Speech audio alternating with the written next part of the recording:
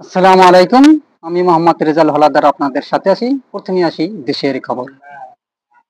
2025-26 অর্থ বছরে প্রথম মাসে রেভিনিউ প্রবাহের নতুন রেকর্ড করেছে প্রবাসী বাংলাদেশিরা।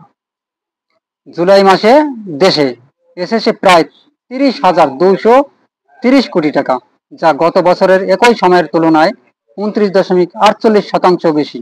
বাংলাদেশের ব্যাংকের প্রতিবেদন অনুযায়ী একক মাসে হিসাবে গত 5 বছরের মধ্যে এটি সর্বোচ্চ রেভিডেন্স আয়। বৈধ পথে অর্থ পাঠানোকে উৎসাহিত করতে সরকারের বিভিন্ন উদ্যোগ, যেমন 2.5% প্রাধান্য এবং হুন্ডি প্রতিরোধের প্রচেষ্টা এই সাফল্যের পেছনে কাজ করেছে। এই বর্ধিত রেভিডেন্স দেশের বৈদেশিক মুদ্রার রিজার্ভকে শক্তিশালী করতে ইতিবাচক ভূমিকা রাখছে। সুপ্রিয় দর্শক, আপনারা জানেন যে এই সাবেক প্রধানমন্ত্রী শেখ হাসিনা যাওয়ার পর থেকে, অর্থাৎ ডক্টর মোহাম্মদ ইউনূস বাংলাদেশের রাষ্ট্র ক্ষমতা গ্রহণের পর থেকে এই বাংলাদেশের রেমিটেন্স অনেক বেড়েছে এবং জুলাই মাসে রেমিটেন্স প্রবাহের 32% প্রবৃদ্ধি, ইতিহাসের সর্বোচ্চ সংগ্রহে বাংলাদেশ। এবং বর্তমানে 2025-26 অর্থ বছরে বাংলাদেশের যে বিপুল পরিমাণ রেমিটেন্স বেড়েছে তা সত্যি অভাবনীয় এবং অকল্পনীয়। বাংলাদেশের বৈদেশিক মুদ্রার ভান্ডারে স্বস্তির হাওয়া বইছে। 2025-26 অর্থবর্ষের শুরুতেই দেশের রেমিটেন্স প্রবাহ নজরবিহীন উৎফলন দেখা দিয়েছে। বাংলাদেশের ব্যাংকের সর্বশেষ পরিসংখ্যান অনুযায়ী চলতি বছরের জুলাই মাসের 30 দিনের প্রবাসী আয়ের পরিমাণ দাঁড়িয়েছে 2,368 বিলিয়ন মার্কিন ডলার, যা গত বছরের একই সময়ের তুলনায় 32% বেশি।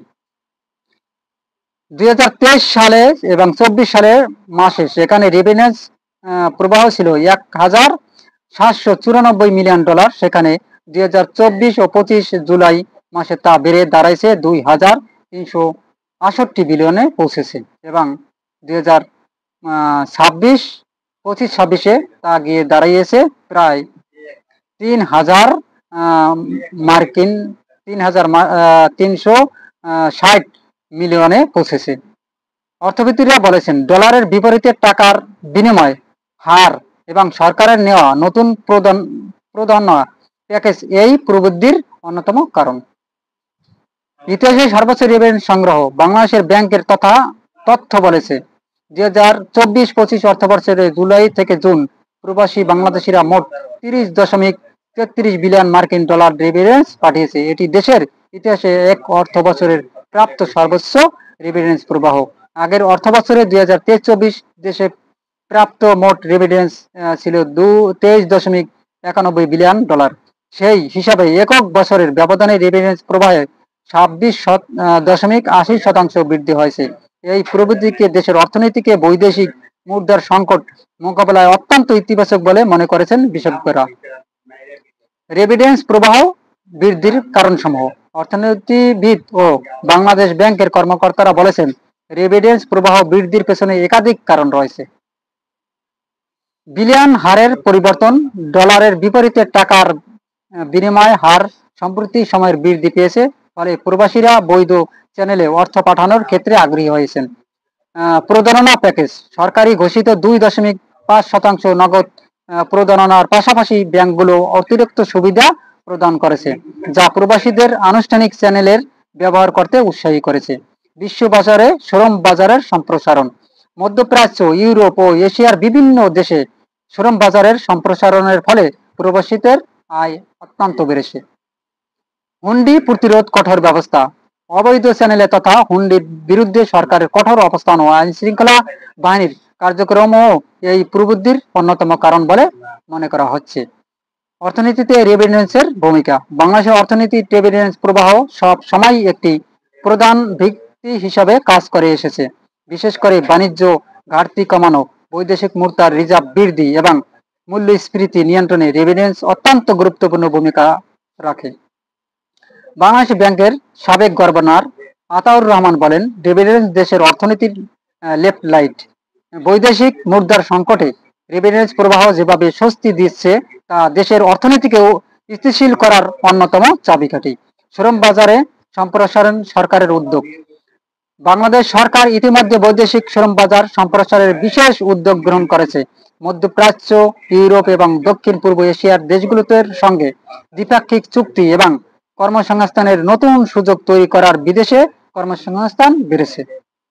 এছাড়া সরকার প্রবাসী কল্যাণ ও বৈদেশিক কর্মসংস্থান মন্ত্রণালয়ের মাধ্যমে দক্ষতা উন্নয়ন প্রশিক্ষণ জোরদার করেছে, যার ফলে উচ্চ বেতনের চাকরিতে নিয়োগের সম্ভাবনা বৃদ্ধি পাচ্ছে।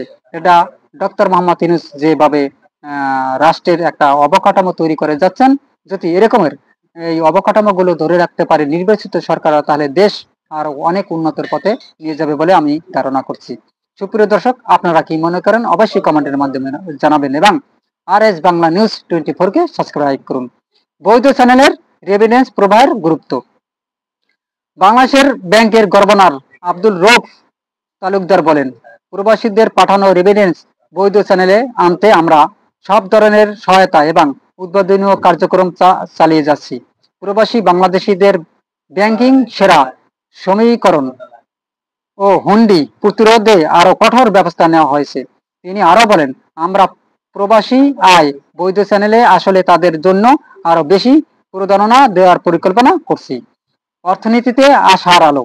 বর্তমানে বৈদেশিক বাণিজ্য ঘাটতি ও বৈদেশিক ঋণের চাপের মধ্যে এই রেভিডেন্স প্রবাহ অর্থনীতিকে কিছুটা স্বস্তি দিচ্ছে।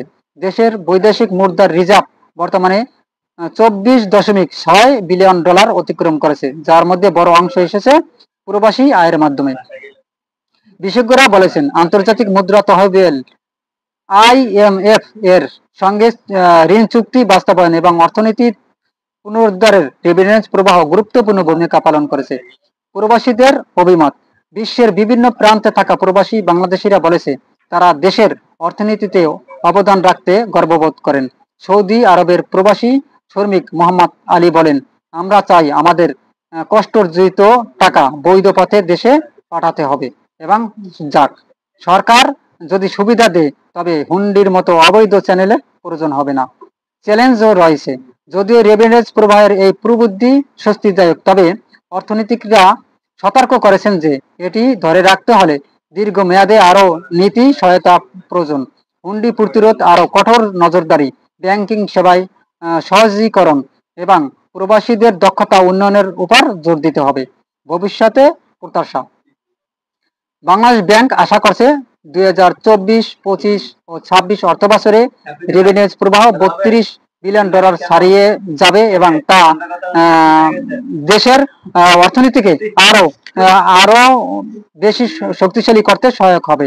অর্থনীতিবিদ বিশ্লেষকরা মনে করেন, রেভিডেন্স প্রবৃদ্ধি যদি এভাবে অব্যাহত থাকে তবে তা ডলার সংকট কাটিয়ে ওঠা, মূল্যস্ফীতি নিয়ন্ত্রণ এবং অর্থনৈতিক স্থিতিশীলতা নিশ্চিত করতে ব্যাপক ভূমিকা রাখবে।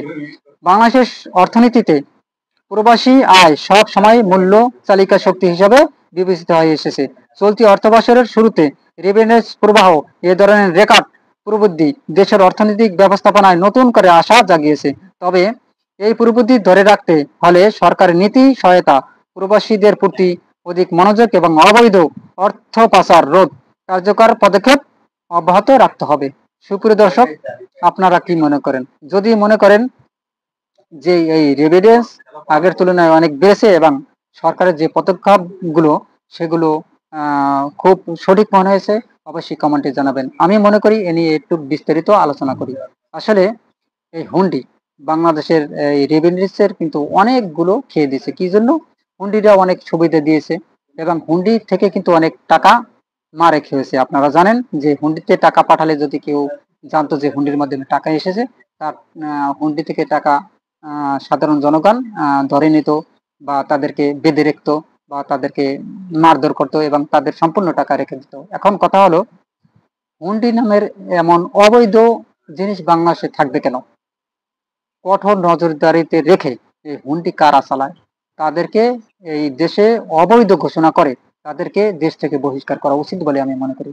সুপ্রিয় দর্শক, এই হুন্ডির মতো অবৈধ যে সংগঠনগুলো আছে এটা চিরতরে নিষিদ্ধ করা হোক এবং বাংলাদেশের টাকা, আমি মনে করি বৈদেশিক মুদ্রাগুলো আসবে, তা ব্যাংকের মাধ্যমে আসলে হয়তো বা বাংলাদেশের অনেক উপকার আসবে, বাংলাদেশের অর্থনীতিতে অনেক চাঙ্গা হবে, এটাই আমরা চাই। কেননা আর বিদেশি ভাইদের প্রতি আমার একটা আহ্বান, যদি আপনারা আমার ভিডিওটি দেখেন তাহলে আপনাদের কাছে একটা রিকোয়েস্ট, আপনারা আপনাদের বৈধ টাকা অবৈধ করবেন কেন?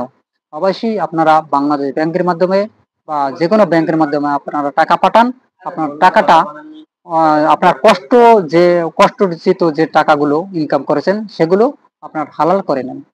অর্থাৎ আপনারা যদি হারাম পথে টাকাটা পাঠান তাহলে সেটা কিন্তু একটা মানসম্মত দেখাবে না এবং সেটা কিন্তু হয়তোবা বৈধ হবে না। আমি মনে করি বৈধ পথে টাকা ইনকাম করবেন এবং বৈধ পথেই পাঠাবেন, যেটা বাংলাদেশের উপকারে আসবে, দেশের অর্থনীতিতে অনেক গতিশীলতা বাড়বে এবং দেশের অর্থনীতিকে বিশাল একটা ভূমিকা পালন করবে।